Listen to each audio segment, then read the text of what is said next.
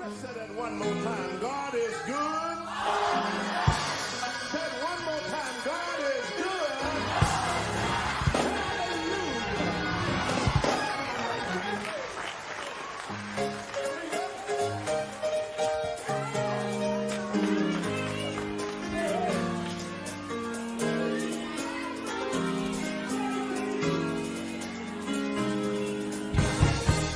Well, God bless you. Listen, this is Pastor Ray. I am so honored and delighted to have you to turn this way. We're getting ready to carry you into a message that I preached not very long ago. I think it will bless you, your household, and your family. God moves in such mysterious ways. His wonders are to perform. I want to carry you and let you listen to this message. We'll be back a little later. Let's go into church. Book of Daniel's chapter 6, Daniel chapter 6. I want to read verse 16 and verse 23 and preach before it and after it, but those are the verses I want to hang our hats on. Then the king commanded, and they brought Daniel and cast him into the den of lions. The king spake and said unto Daniel, Thou God whom thou serve continually, he will deliver thee. Verse 23, then was the king exceedingly glad for him, and commanded that they should take Daniel up out of the den. So Daniel was taken up out of the den, and no manner of hurt was found upon him, because he believed in his God. I want to talk a little while about I survived it.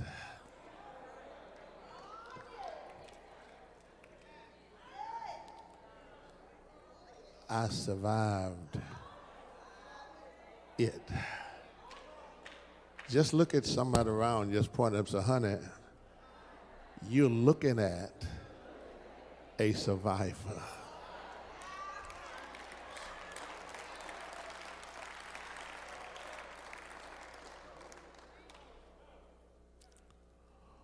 All of us in here, if we're honest with ourselves, we have survived from something. Maybe it was a heart attack. Maybe it was a stroke. Maybe it was cancer. Maybe it was a gunshot. Maybe it was a divorce. Maybe it was unemployment. Maybe an automobile accident. Maybe from just foolishness. But we survive. And you have to thank God for being a survivor. I wanted to lift this passage again because I think it will help somebody make it to another day. One of the great characters in the Bible is that of Daniel.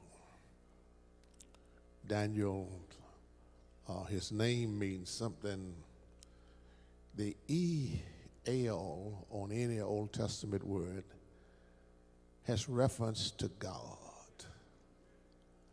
D-A-N means judge. So the name Daniel means God will judge. And whenever you stand before God, you cannot bring false evidence because he got the book on you. Daniel now is a little over 90 years of age. You've been faithful to God. And what I discovered during my years of preaching, pastoring, and living for the Lord, that God will stand with the person that stand with his son. That when you honor the Son of God, God will honor you. It may not look like it in the outset.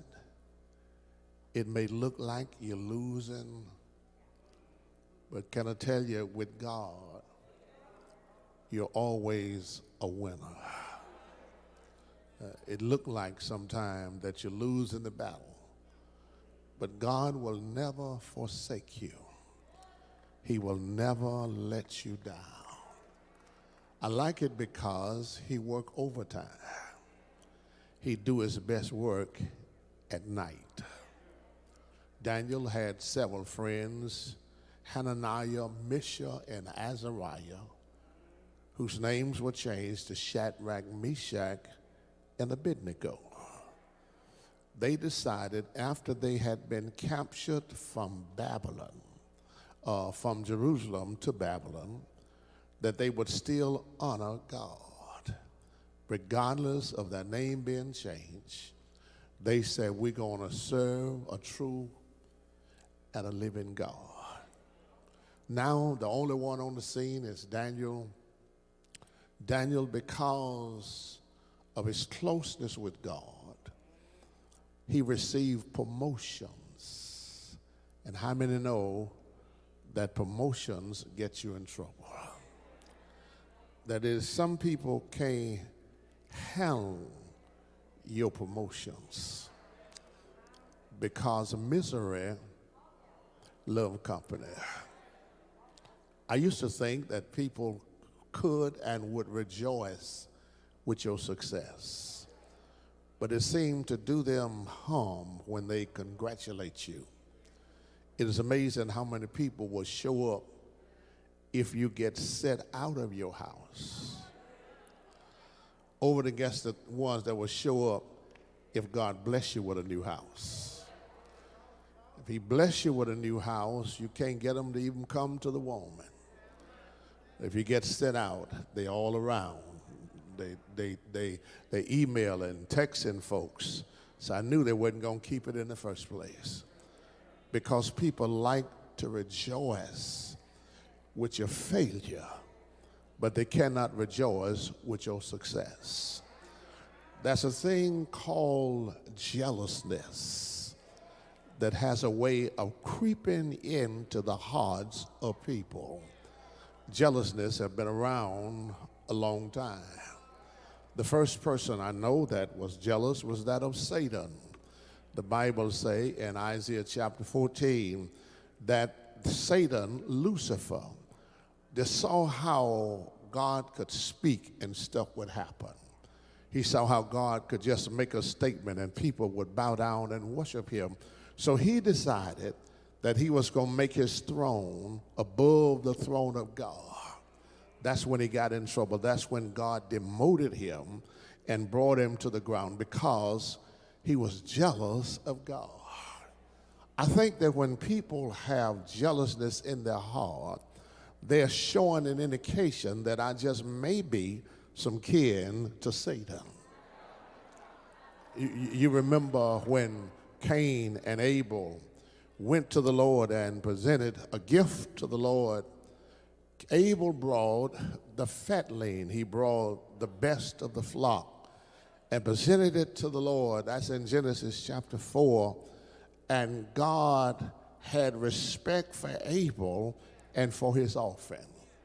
Cain came and brought the nubblings from the ground, and he presented his corn to the Lord, and the Lord rejected Cain and his offering.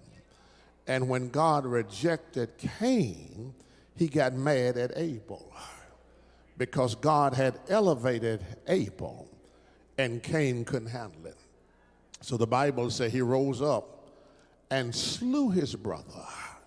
He cut him up into little pieces and put him on the altar. And God came to see about him. Said, what's going on, Cain? He said, listen.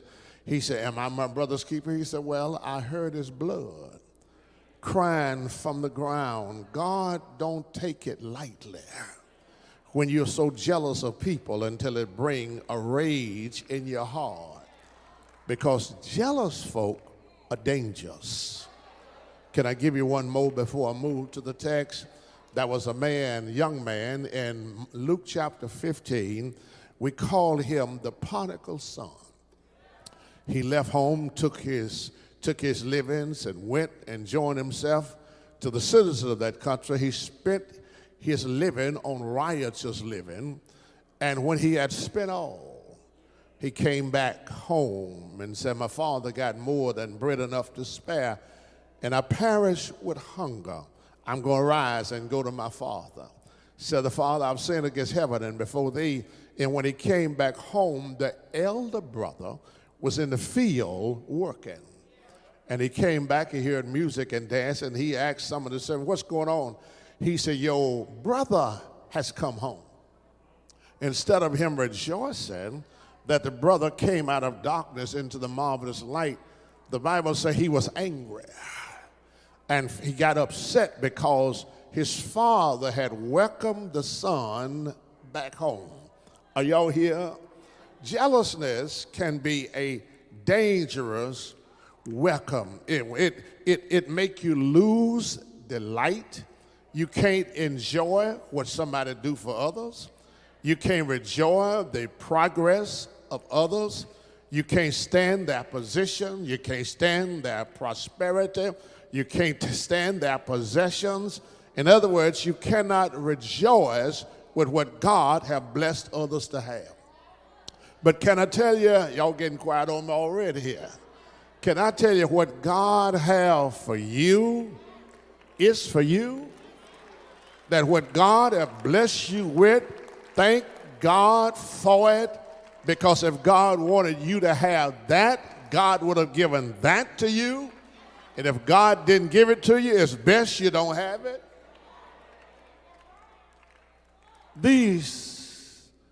When Daniel was promoted, a new king, King Darius, was on the scene, and he was an organizer. He organized his prevent. He had 120 presidents. He cut them up into 3 groups. He selected 3 men to put over the groups, which means each group had a leader, a president. Daniel was one of the 3. But then the Bible said the king preferred Daniel over all of them. And when they saw that Daniel had received a promotion, they became jealous of Daniel. And when they became jealous of Daniel, they sought out to find fault with Daniel. People love to find faults in other folk. You can run into people, they don't talk 5 minutes before they start putting but in their conversation. She sung good, but. Choir did all right, but talk to me, somebody. How you like church is okay, it's too big. Always some buts in everything jealous people come up with. Have you ever been around jealous folk? And they're everywhere. They're on your job. They're in the school. They're in the sports world. A lady was married to a man, and she was insanely jealous. It was during the time they had beepers. Y'all remember beepers? And the battery went down on the beeper. And when the battery would go down, it would keep beeping. And a little writing would come up in the box of the beeper saying, low sale.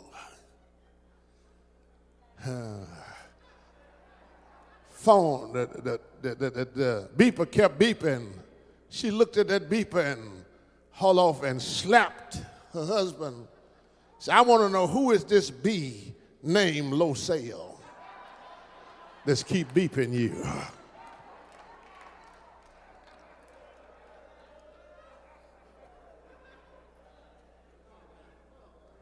Jealous people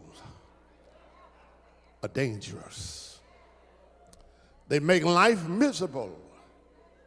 They make life uncomfortable. And when they promoted Daniel, the others started picking holes in his life to see if they could find fault with Daniel. So they decided to do several things. They decided, first of all, to come up with a demonic plot. You see, if people can't find a fault, they create a fault. And because people love to hear the fault of others, they will jump on the bandwagon. Without any evidence whatsoever, people just love to hear dirt on other folk. But you got to be careful when you throw dirt, because it has a way of coming back. You see, you don't throw a stone and you living in a glass house. They decided to assault his reputation, because reputation will mess up a lot of people. Whole lot of folk now can't get nothing because somebody messed up your reputation. They just put out stuff just for the devil and see if it's going to stick and how long it's going to stick to try to take you down. I've had so many pastors that come to me and say, Pastor, how do you handle situations like that? I said, well, you have to look at it different from the way they present it. Because if you look at it the way they present it for you and because of you, you walk around with a hung down head. I said, but in my case, it became free promotion. Y'all don't like that. Because what they meant it for evil, God meant it for good.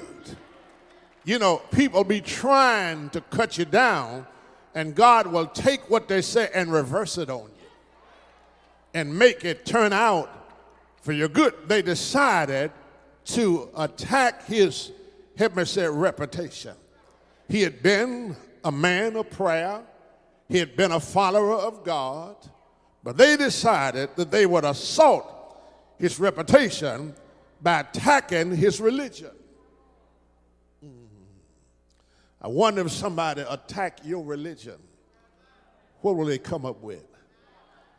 If you have been summoned to court and accused of being a Christian, would you have enough evidence to prove you're saved? Oh, y'all ain't saying nothing in this house. They tried to attack his reputation, but what they didn't know is that Daniel had something that he didn't get in a closet. Daniel had the kind of salvation, kind of deliverance that come hell or high water, he was going to stand for the Lord. He had worked under the king of Nebuchadnezzar, and he had interpreted his dream for him. Then when King Belshazzar got in trouble, and grandmama said, there's a preacher in town by the name of Daniel. Bring him over, he'll tell you what the dream means. Daniel walked in, so I can tell you, O king, what the dream you dreamed about. He said, what is it? He said, the handwriting on the wall. Number one is spelled Mene Mene Tekel Euphrates. King said, what that mean? you have been weighed in the balance and found wanting. Talk to me, somebody. And now these kings are gone, and now King Daniel is there. Because of Daniel's faithfulness, he moved up a little higher. Can I tell you, it pays to be faithful. It pays to stand with God. It pays to trust in God. It pays to depend upon God. They had a problem because the Bible says that Daniel had an excellent spirit. Now, can I tell you, that's not easy? Because when you're going through stuff, it's hard to have an excellent spirit. When you know folk are out to get you, it's hard to have an excellent spirit. When don't nobody believe you, don't nobody trust in you, it's hard to have an excellent spirit. But if you got the right person on the inside, come hell or high water, you can say like Job, though he slay me, yet will I trust in him. Upon all the days of my appointed time, I'll wait until my change come. And it just help anyway when you know who you are and know whose you are. I said yesterday at a homegoing service, and I'll repeat it again, the difference between saved people and unsaved people is that saved folk know what to look for. A sinner will look out of the window and see mud. But a saint will look out of the same window and see the sun. A sinner will look at a rose bush and see thorns. A saint will look at the same rose bush and see roses. Sinner will look at water in a glass and see if half empty. But a saint will look at the same glass, says half full. When David got ready to fight Goliath, the enemies looked and said, the giant is too big for David to fight. But when David looked at the giant, he said, the giant is too big for me to miss. I wish I had some help in there. We look at it different. Sinner have to always look back at yesterday, last week, last month, last year. But a saint look forward. It does not yet appear what we shall be, but when he shall appear, we shall be like him. I press toward the mark of the prize of the high call, forgetting those things which are behind me. Am I here by myself? That when you are saved, you look different. So Daniel, in spite of all the stuff he had encountered, he had an excellent spirit. Can I tell you, it worked everywhere. Even when you bury your loved ones, if you can keep the right spirit, you can make it through any situation. Instead of saying, my mama is gone, my mama is gone, my mama is gone. Look back at the fact God gave her to me. Hadn't been for mama, I wouldn't be here now. And I got to admit, I can't keep her always. I'd love for her to be here, but thank God for what she have already done. I've said this before, that sometimes we pray the wrong prayer. We thank God for what he did, but every now and then you ought to thank him for what he didn't do. Y'all don't like me. Dr. D.E. King used to pastor the Metropolitan Church in Chicago, Illinois. He said he went to his grandmama one day after he got grown, so he wouldn't dare do it while he was young. He said, Grandmama, I want to ask you something. Why did you beat me so bad when I was young coming up? You just beat me every time I do anything. You beat me. I drop a plate, you beat me. I stumble, you beat me. I drop my water, you beat me. Why you beat me so much? Says, Grandmama said, you ought to thank me for what I didn't do. He said, I should have killed you. Like so, we should thank God for what he didn't do. He said, I thank him for what he did. But how many know we deserve to be dead? Because the wages of sin is death. But the gift of God is eternal life. Do have a witness.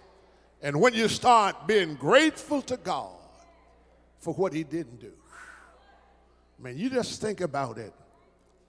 The people that you grew up with, your classmates, your neighbors, gone.